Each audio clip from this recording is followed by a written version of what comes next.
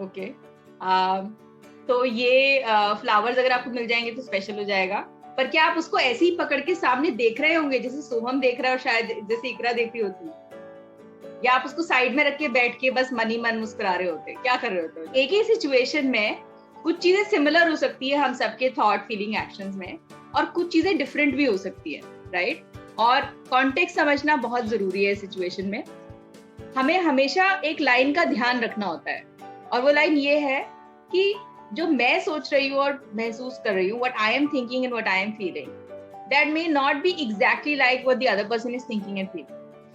And sometimes it may be like that also. दोनों चीजें हो सकती है कि हो सकता है वैसा ही लग रहा हो सकता है वैसा नहीं भी लग रहा हो, बट इसके कोई स्टैंडर्ड, कोई रूल नहीं है। We need to remember that जो लोगों के एक्शंस में हमें नजर आ रहा है उससे जरूरी नहीं है कि हमेशा उनकी थॉट्स और फीलिंग्स एग्जैक्टली हमें पता चले, और जरूरी भी नहीं है कि हमारा और उनका एक्शन अगर मैच नहीं कर रहा है तो थॉट और फीलिंग भी मैच नहीं कर रहे हो। ये सारी चीजें ओपन है टू पॉसिबिलिटीज, कुछ भी हो सकता है। तो मुझे कैसे पता चलेगा कि दूसरा इंसान कैसे सोच रहा है, कैसा महसूस कर रहा है?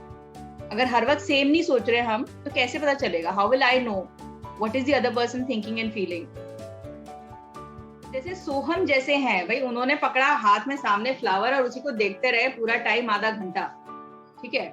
और अगर मैं उनकी जगह होती तो फ्लावर साइड में रख देती, उजाला थोड़ी देर देखती, पर आधा घंटा तो डेफिनेटली नहीं पकड़ती, और फिर उसको जाके जल्दी से वाज में डाल देती। तो सबका एक्शन ठीक है, सबको जैसा महसूस हो रहा है ठीक है, मतलब उसमें कोई बुराई नहीं है। सो अगर वो सोहम के लिए ठीक है, इकरा के लिए ठीक है, उजाला के लिए ठीक है, मेरे लिए ठीक है, तो it's okay. I mean, so empathy में और एम्पैथी क्या है इस पे अभी भी मैं नहीं आई, but important part is, first rule to believe is that it's okay for others to think and feel differently, कि और लोग डिफरेंटली सोच सकते हैं, मेरे से अलग महसूस भी कर सकते हैं, उनके अलग एक्शन भी हो सकते हैं।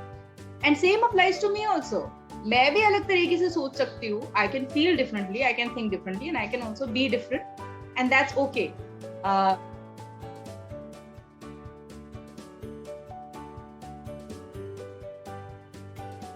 राइट? अभी मैं एक चीज बोलूंगी और आप एक एक करके सोचते जाएंगे, क्या मैं ऐसा करती हूँ, करता हूँ, एम आई लाइक दिस और not? So every day am I open to possibilities, right?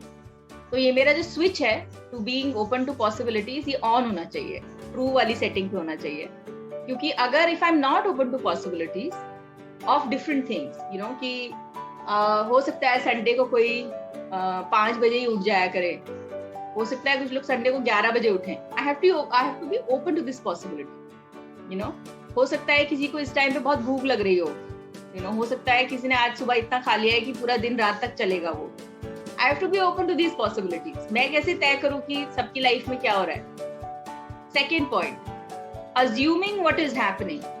इस सेटिंग को आप ऑफ पे रखेंगे, okay? False. This. Because if you don't care of yourself, take care of yourself. अगर आप अपनी देखभाल नहीं करते हो, that will affect your empathy. और अपनी boundaries draw करते हो, which means कि ऐसी कोई भी चीज जिसको करके आप comfortable नहीं हो, आपका right है कि आप दूसरों को बता दो that I am not comfortable.